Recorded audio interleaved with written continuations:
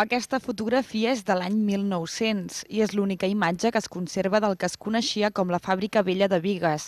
Més de 100 anys després, la foto s'ha rememorat amb els treballadors de l'última etapa de la fàbrica tèxtil, que va funcionar fins l'any 1962. Aquí hi havia tots els treballadors de la fàbrica, l'única foto que hem trobat, que hi havia 71 persones.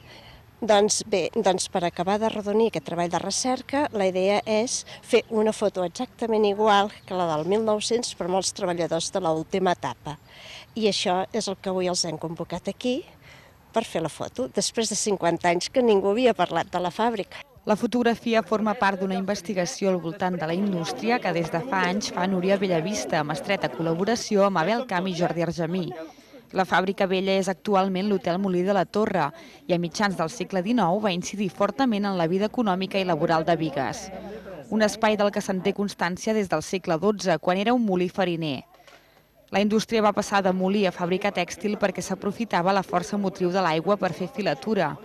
La trobada d'aquest dissabte entre els extreballadors ha servit per rememorar la feina que van fer-hi aquí.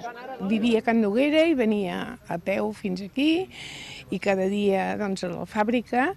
De primer vaig fer d'aprenenta com tothom i després vaig aprendre a teixir i portava les peces de quadros i tot el cabdal que pesaven molt. Es feia diverses classes de teixits, es feia llençols, hi havia uns telers de molta amplada, llavors es van inventar un tipus de roba que en deien nipon, i pata de gall, es feia de tot una mica. La recerca que han fet es publicarà el mes de febrer en un llibre editat per Gent i Terra i l'Ajuntament de Bigues i Riells, però se'n farà un petit avançament al número de tardor-hivern de la revista Vallesos. Amb la publicació, els investigadors volen rememorar un espai que durant 8 segles va marcar el dia a dia de la gent de Bigues.